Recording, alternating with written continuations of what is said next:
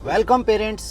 दोस्तों एक बात बताइए, सपोज कीजिए कि आपके 4 या 5 बच्चे हैं। वैसे तो खैर होते नहीं आजकल, लेकिन एक बार कल्पना कीजिए कि 4 या 5 बच्चे हैं। अब उसमें से एक का आप बहुत ध्यान रख रहे हैं, उसे क्या खिलाना है, कैसे उसकी डाइट रखनी है, उसकी परवरिश कैसे करनी है, उसके ऊपर आप पूरे फोकस है। लेकिन बाकियों के ऊपर आप ध्यान नहीं दे रहे हैं, तो बाकी जो 4 हैं, 3 या 4 हैं, उनकी हेल्थ के ऊपर क्या प्रभाव पड़ेगा? नेचुरल सीधी सी बात है, उनकी हेल्थ कॉम्प्रोमाइज होगी। वो उस तरह से विकास नहीं करेंगे जैसे आपने उस बच्चे का ध्यान दिया है। ऐसा मैं क्यों बोल रहा हूँ? देखिए, अंग्रेजी में एक कहावत है, you are only as healthy as each cell of your body. मतलब आप उतने ही स्वस्थ हैं जितने कि आपके शरीर की एक एक कोशिका, एक एक सेल। हमारा पूरा का पूरा शरीर जो है वो पूरा का पूरा ऑलमोस्ट 100 ट्रिलियन सेल से बना हुआ है। और यहाँ पर ये जरूरी है कि हर एक सेल हेल्दी हो। अभी मैं आपको एग्जांपल देके भी बताऊंगा। अब देखिए, कुछ सेल्स जो होती हैं, उन्होंने कुछ पर्टिकुलर टाइप की सेल्स उन्होंने क्या करा, मेरा ब्रेन बनाया। कुछ पर्टिकुलर सेल्स ने क्या करा, मेरी आईज बनाई, किसी ने मेरी मसल्स बनाई है, किसी ने बोन्स बनाई है, तो किसी ने इंटेस्टाइन का पार्ट बनाया। तो हर एक सेल का अलग एक फंक्शन है। अब यहाँ इंपॉर्टेंट क्या चीज है कि ये जो अलग अलग सेल है जिन्होंने पर्टिकुलर एक टिश्यू बनाया है, तो उनका एक न्यूट्रिएंट अलग किस्म का है। अभी मैं आपको समझाता हूँ कैसे है वो। मेरे पास कल एक बच्चा आया था,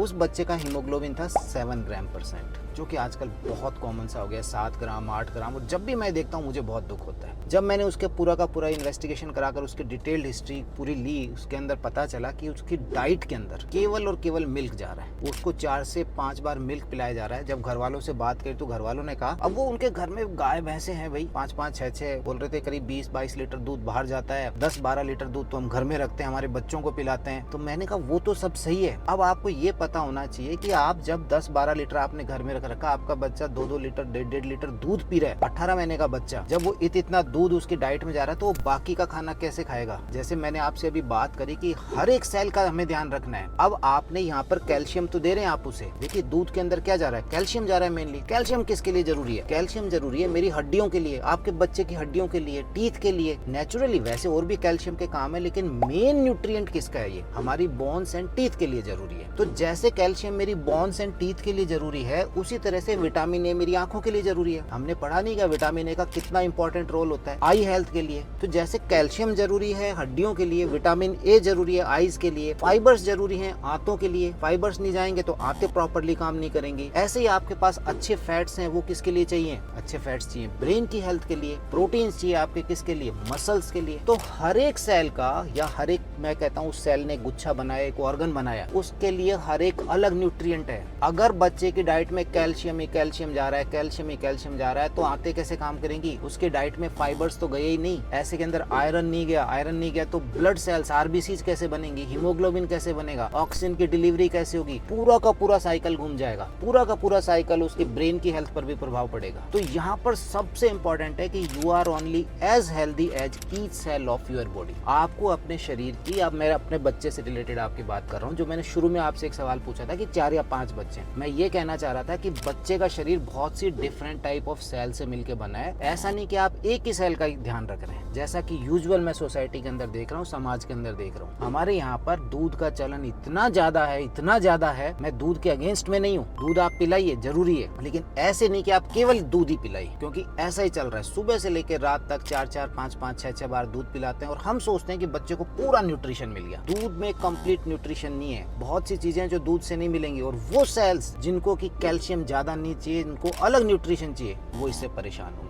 तो इस वीडियो के माध्यम से जो मैं आपसे बात करना चाह रहा था, वो यही कहना चाह रहा था कि आप अपने बच्चे की डाइट में एक बैलेंस्ड न्यूट्रिशन जो है, बैलेंस्ड का मतलब होता है कि उसके अंदर सब चीजें जाए। आप उसे कैल्शियम भी दीजिए, आप उसे आयरन भी दीजिए, आप उसे फैट्स दीजिए, अच्छे फैट्स दीजिए। कौन से होते हैं अच्छे फैट्स? जो ब्रेन के लिए जरूरी है। देखिए, इंटेलिजेंस, मानव जो है हमारे लिए क्या है, बुद्धि जो है वो सबसे इंपॉर्टेंट है। ब्रेन का विकास जो है, ब्रेन की ग्रोथ एंड डेवलपमेंट सबसे इंपॉर्टेंट है। तो आपको पता होना चाहिए कि ओमेगा 3 फैट्स के सोर्सेज क्या है। तो आप जब उधर से डाइट में उसे कम करेंगे तो बच्चे का यहाँ से जो है वो दूसरी चीजें खाने लगेगा। तो उसका हीमोग्लोबिन लेवल जो है उसका ऊपर बहुत इंपॉर्टेंट है, जो मैंने आपसे अभी बताया 7 ग्राम% है। और इसमें कोई कॉलर ऊंची करने की बात नहीं है कि हमारे पास तो इतनी भैंस है, बहुत अच्छी बात है, आपका बिजनेस है, बहुत अच्छा है। लेकिन इसका विपरीत असर ऐसा नहीं हो कि आप ही के बच्चों पे पड़े। तो इसलिए डाइट से आप उसको ध्यान रखिए कि हर एक बच्चे की हर एक सेल का हमें ध्यान रखना है। ऐसे नहीं कि एक ही पर्टिकुलर टाइप सेल के ऊपर हमें फोकस होना। तो ये इस वीडियो का मेरा उद्देश्य था बनाने का कि बच्चे को एक बैलेंस डाइट दें, बैलेंस न्यूट्रिशन दें। और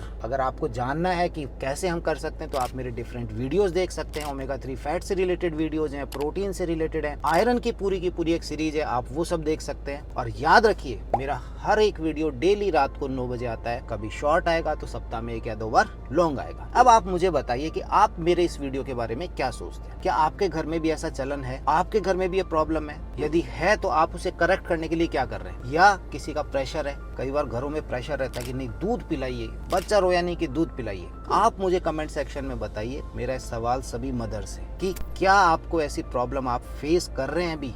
कभी आपने अपने बच्चे का आयरन लेवल करा के देखा? कभी आपने देखा कि आपका बच्चा जो है वो एनीमिक तो नहीं है? स्पेशली मैं बात कर रहा हूँ 6 महीने से 2 साल के बच्चे या 3 साल के, इस एज ग्रुप के अंदर आपने कभी उसका हीमोग्लोबिन या आयरन लेवल करा के देखा? तो यदि आपको लगता है कि इस वीडियो के माध्यम से आपको एक अच्छी जानकारी मिली है तो प्लीज इस वीडियो को शेयर करें, इस वीडियो को लाइक करें, चैनल को सब्सक्राइब जरूर करें। Thank you.